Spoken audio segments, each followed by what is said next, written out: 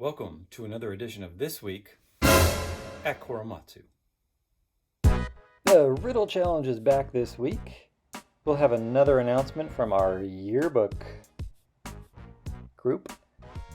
The baking contest concludes. How about a day in the life of a 7th grader? Some after-school program information, and an interview with Mr. Pohl. Hey guys, I'm back, and as some of you know, I'm part of the yearbook committee, and I wanted to ask you guys again to please send in your photos for the yearbook. Our Instagram is going to be somewhere around the screen, and on our Instagram you can find our Dropbox and email, or if you prefer, you can DM us your photos as well. Oh, and you can still send us your Halloween pictures, baby pictures, Zoom background, what you've been doing to participate in Spirit Week, what you have cooked during quarantine, and your favorite mask. If you could send in your photos, it would really help us out. Thank you and have fun. And the baking contest concludes. Here are the entries. Charlie with the lemon raspberry cake. Macy made a chocolate cake filled with whipped chocolate mousse. Maya made snickerdoodle cookies. And Umar sent us an 8-layer cake known as a Medovic. I probably pronounced that wrong. And the winner is Charlie with the lemon raspberry cake. Congratulations, Charlie. You can get some Burnabucks when we return to campus. I think we're going to pivot to a cooking contest in the future, so be on the lookout for that in the new year. Thank you all for participating. Welcome to a day in the life of a 7th grader at Coromantu. I will be walking you through everything in chronological order from when you arrive to when you leave. A small explanation of the different classroom types and things will be at the end. School starts at 8 a.m. every day. As you arrive at school, you'd probably hang out either in the area outside the band room and multipurpose room, the big main area past the main gate, which is called the quad, or anywhere in between. Some people get breakfast in the cafeteria. If you use the bus, you'll be arriving around 15 minutes before 8. When the first bell rings, you would go to your first class. Classes are 50 minutes long, 55 minutes if it's second period, and lunch is 40. There's 5 minutes between each period, so you don't really need to worry about rushing. In this time, you have a chance to get things from your locker if you need to. Normally, there would be an insane amount of kids walking around. This kind of only applies to C building, which we'll get to later. Unfortunately, we don't have the time or knowledge to add that level of CGI to this video, so you'll just have to imagine a loud river. There are 7 periods in a day. Days are categorized as A and B days. And for B days, the order of periods goes 6, 7, 1, 4, 5, 2, 3. This can be a little disorienting at first, but you'll get used to it. For 7th graders, lunch is 4th period, which is at 10:40. Seems kind of early, but that's another thing you'll get used to. At lunchtime, everyone starts making their way into the cafeteria to eat. If you get school food, it's always a race against everyone else to get there as quickly as possible because of how long the line can be. There's a whole bunch of stuff to do at lunch period after you finish eating. You can hang around outside and play basketball maybe. You can go to the library to finish up some work or just read. And you could go to a club if it operates during lunch. A lot of the time, if you're doing a club, you can eat there instead of the cafeteria. When you arrive at PE or dance, you enter in the door that leads to where the locker rooms are. After you get changed, for PE, you go to the basketball area and wait until it starts, and for dance, you go to the dance studio. Don't worry about rushing because you get 10 minutes. After PE or dance, you change and then wait around awkwardly at the bottom of the stairs until the bell rings. After lunch period, you go to your last 3 periods, and then school ends at 2:25. You might be in a club or extra class that operates at this time, in which case you would go to the room associated with that club or class. If you use the bus, it normally arrives around 15 minutes after school ends. There's some variety in different classroom types, but they're not usually that different. The 2 rooms that have the main differences are the science labs and computer lab. There are 4 main buildings in Coromantu, which are named as letters A through D. The A building is where most of the electives are held. The B building is basically just the gym area. The C building is where most of the action happens. And the D building is the multi-purpose and band room. What's up, Coromantu? This is how we do it here.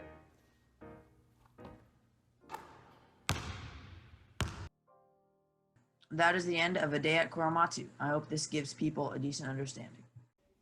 And the riddle challenge last week, the last letters were E, N, and T for 8, 9, and 10. And our winners were Pavel and Eleanor. Congratulations. Yep, burning bucks for you too. And this week's riddle challenge. What rock group have 4 men that do not sing? Again, send your responses and answers to my email and burn them at wccusd.net. And we will see you in the new year for the next riddle challenge. Hello, I'm here to tell you about some clubs and after-school programs you can do outside of school. Go to the Coromantu website for the links to these programs. Clubs. Clubs include the Marvel Club, Fortnite Club, and Makers Club. The dates for when you can do these clubs are listed on the slide. Tutoring. Tutoring includes math tutoring, English and social studies tutoring, and leadership mentor tutoring. Leadership mentor tutoring is for if you want to get some extra help from your fellow students. Wellness Fridays. On Wellness Fridays, we offer homework help, student support circles, and an art activity. Remember to go to the coromatsumiddleschool.org for the links to these programs. Record. Okay, so question number 1. What do you think about the transition to distance learning and the extra work required for it? I don't really mind the extra work. I enjoy this modality of teaching, and I think it plays my strengths, and I think I've really enjoyed online teaching so far. What are your motives to become a teacher instead of taking another job when you first became a teacher? Well, I am far along in my career. I do enjoy teaching students, and I really feel like that is sort of a calling of mine since 20 or 30 years ago. When I first had kids in my neighborhood, a lot of the kids flocked to me and for different fun things to do, like bikes and skateboards and scooters and trampoline and playing basketball. And so I realized that, I felt like I was pretty good with kids, and that's why I decided to become a teacher. Yeah, that is a pretty good reason to become a teacher. What is your favorite thing about teaching? Well, the old adage, what are the 3 best reasons to be a teacher? June, July, and August? No, I don't know that. Well, I'm just kidding about that. But to tell you the truth, I do enjoy, especially I am a gateway to technology teacher, and I do really enjoy teaching kids the 3D modeling. As I demonstrate it and make videos about it and watch what the kids can produce. It's amazing to me, the technologies that you guys have at your hands and all the things, all the successes the students have. Would you rather use Zoom for distance learning or some other networking device like Zoom? I think Zoom is fine. I just feel like when students have their camera on and when they're watching and listening and then, you call on the students and they respond and you're getting engagement from the students. It almost feels like you're there with the students in the real classroom. So I'm not noticing much of a difference. To me, I actually personally enjoy the reduction in noise that we often have. And so I do enjoy the Zoom classroom. Yeah. What things are you grateful for? Well, I am grateful that my family is healthy and I'm healthy and you are healthy. I feel like we're living in the greatest country in the world, no matter what's happened or what's going on, and I'm grateful for that. And I'm grateful for Santa Claus. Um, do you like teaching more in person or over Zoom? There are fun aspects to both. When students are engaged, I enjoy teaching in both modalities, in the classroom or online. I like having the conversations that we have in our Zoom classroom, and I like helping kids and showing kids how to do things in the classroom. So I'd say it's a 50-50 toss-up for me. Mm. um, would you prefer students to have their camera on, or do you not care? I absolutely, at this point, definitely believe that the camera should be on. I absolutely have seen students that keep their camera on are more engaged, are having more success. And I really do enjoy seeing your faces every morning when I get up, and I think about all the kids and, you know, the types of things that will engage kids. And when I see them there and I ask them to have their cameras on and they do, I feel very respected and very proud of those kids that do follow those, the good advice that the teachers and administrators and parents have given you guys. Keep those cameras on. That's my recommendation. Mm-hmm.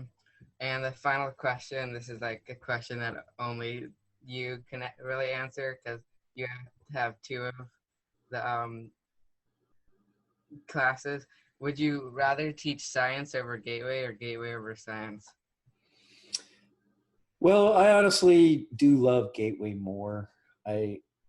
As I said, I feel like I'm a STEAM teacher, and part of STEAM is art. Initially, when I did go to college, I was an art major, and though I didn't get a degree in art, I do have probably enough units to be considered an art minor. And so and I love the aspect of computer aided design, and I like all kinds of different computer graphics, especially 3D modeling and design and animation. And I do enjoy robotics. So, you know, those are my two favorite units in the Gateway to Technology course. And so, yeah, I'd say that's my favorite. Mm. Okay, well, that's it for this interview. I think you can email me the video over Gmail, but if you can't, then I'll give you a link to Drive that you can just put the video into. All right. Well, Benjamin, thanks for allowing me to speak my truth. And Okay. you guys, you have a good evening, sir. You too. Okay. Bye. Bye.